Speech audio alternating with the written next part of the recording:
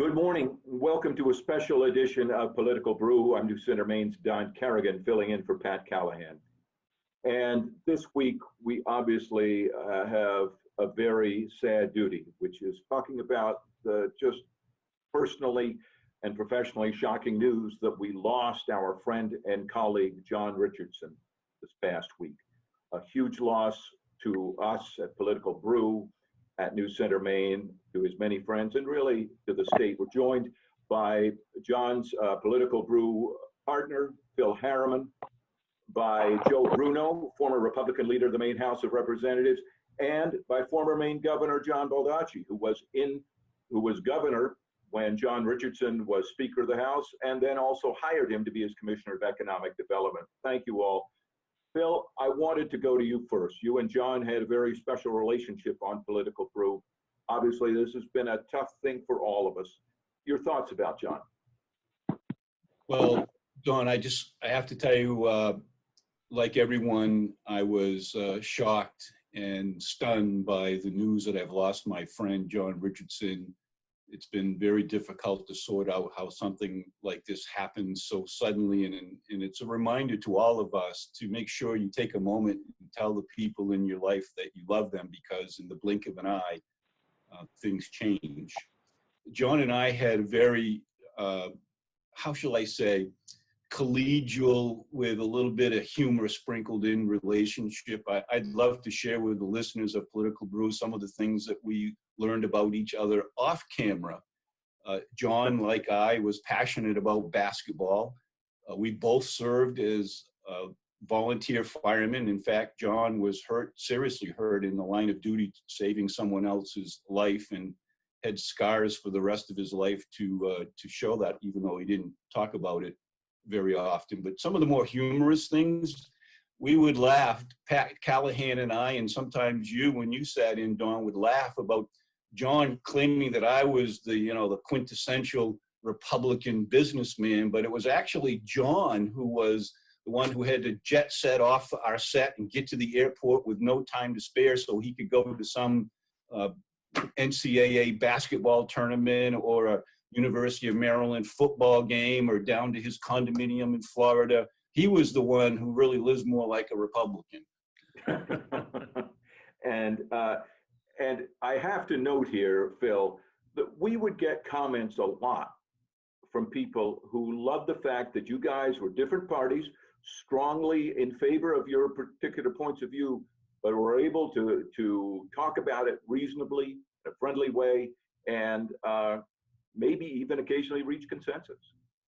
Well, thank you for mentioning that. And I too want to pay my heartfelt thanks to the viewers of the Political Brew who have reached out to me to express their sorrow over John's loss. And they want me on their behalf to share with Stephanie and John's children that they're thinking of her and them during what has got to be just a incountable time in their life. But John and I had this way about ourselves, and it was easy. I think the viewers can tell when someone's, acting.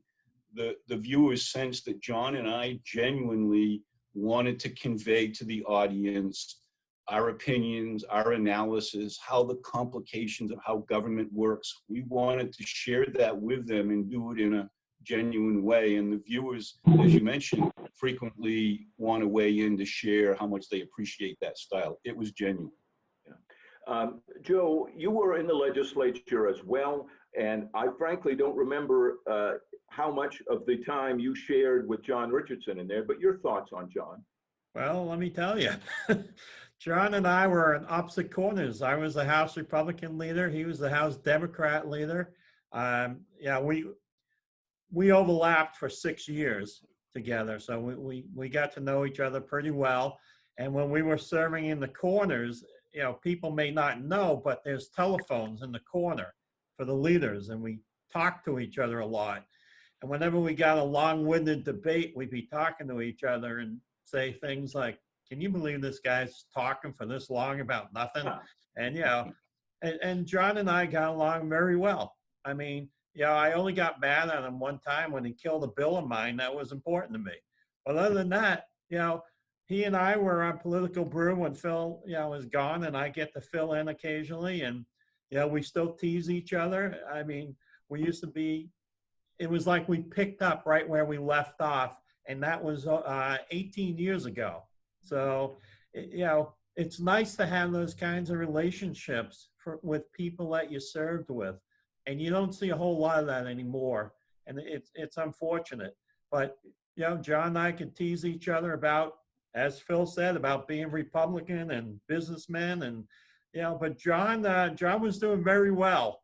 And we talked about some of the businesses he was involved in. And I'm like, wow, that's terrific. Why aren't you a Republican now? And we had a good time. And I'm going to miss him. I always liked him. I mean, we weren't super close, but I do remember times of going out and having a drink and trying to settle some things. And, he was a voice of reason in that Democratic Party. And I really appreciated him. I really did. Governor Baldacci, thank you for taking the time to join us. You served in the legislature. I think you were you were in the legislature during John's time. And then, of course, when you were governor, you hired him. Yeah, no, I was just sitting listening to Joe Bruno, who's the minority leader when I was governor, and Phil Harriman, who and I served together on the Human Resources Committee during Governor McKernan's term in office. And I was there also, Governor. I served on that same committee with you. Did you, Joe? You weren't you were quiet back then. I was a rookie. You were a rookie. You leaned on all that time. But you two are unique in terms of politics, because I always found you to be willing to listen, to try to come to some sort of an agreement that we could move the ball down the field. And it was always a pleasure to work with both of you. It really was. And I'm not running for anything, so I'm not for any votes.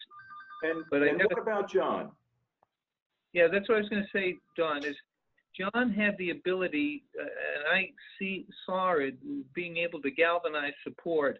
He was a moderate Democrat. He believed in, employers and employees. It took both to make things go. And he had relationships on both sides of the aisle. And we had some very difficult economic times. So we needed to make cuts, and they weren't very popular with either party. But John found a way to deal with both parties and to use his skill sets to not only become speaker, but become commissioner of the Department of Economic and Community Development. And I just felt John was the kind of person who you wanted to have at your side to make difficult decisions and be able to do it in an agreeable fashion, so that we were able to work together on other issues in the future. And I just found him to be very capable. He knew how to get things done. There were times where he and Eddie Duguay who's his former state representative, used to go off and God knows where. When we went to Cuba, I knew that they had their own private meeting with Fidel Castro. But other than that, they really were two peas in a pod. And John had fun. He had fun while he was doing his work. He had a lot of good friends, and just a lovely wife and children that he always cared about and thought about, and tried to do as much as he could for. So I know he'll be greatly missed by a lot of people. Thank you very much. And Phil, we touched on this, and really for all of you, John was absolutely a devout partisan, no doubt about that on Democrat side, but he was able to work with people. And Joe, probably you can speak to that most of all. But Phil, I'll first go to you, because it's interesting. You told me that you two had to work together a little bit, but he also tried to get you defeated. Well, that's the way it works. That's the rough and tumble of legislative elections. I was a dark horse candidate, not expected to win my Senate seat, and to everyone's surprise, and I'll admit a little bit of mine as well, I won. And my Senate district included Brunswick, in the same area where John was a representative. And as Joe and the governor can tell you, that getting incumbents out of office early is the best way to regain a seat that you've lost. And that was their goal, was to unseat me. But in the midst of that, John was the kind of guy who would take me aside in the legislative hallways or call me and say, hey, I just want you to know this is going on in Brunswick, or this particular constituent's got a real problem that we may have to team up with to help solve. And so even in the midst of the rough and tumble of elective politics, John wanted it to be known that I'm approachable. I'm going to work with you to make sure that my citizens in the town of Brunswick are well cared for. Great. Thank you, Joe. A quick thought from you as we're always running fighting the clock here. How will John be remembered? He's going to be remembered as a middle of the road Democrat, pro-business, wanted to see the state of Maine succeed. You know, as we all do who serve in the legislature. We want to see Maine be the best it can be. And, you know, I remember getting, you know, the Phil story here about trying to defeat Phil. Well, I got a call from people going, hey, I'm getting a call from John Richardson. He wants me to run against you. And I'm like, because there's no bigger feather in the cap than taking out the Republican leader in the legislature. But I mean, you know, I'm going to miss John. I thought he was very fair. I remember budget negotiations where he would come into my office, we shut the door and try and hammer things out. And you know, and then you go, can you sell it? Yeah, that was always a big question. And we always had a friendly relationship. And I am going to miss him because I think the legislature would be better off with a lot of people who compromise. Thank you very much. Governor Baldacci, final thought from you. Yeah, just one of the things I just wanted to also express is John did a lot for Brunswick. And when the base closed, John never forgot his home area, his local people. He wanted to work on a military enterprise zone that the base has been able to use and grow to be prosperous. He expanded the rail service. We worked together on it, so you have the rail service and almost have a bedroom community to southern Maine and to other parts of the New England area through the Amtrak service. You know, so he never forgot about his local area, and he is going to be missed because we don't have enough people who are willing to listen and work together on both sides of the aisle. And I think if anybody had that ability, John was, you know, that was aces in his camp. So thank you for the opportunity to talk with you, and good luck. Yes, thank you all very much for taking the time to join us this Sunday morning. We'll be back in about an hour with the second segment of Political Brew. Thank you.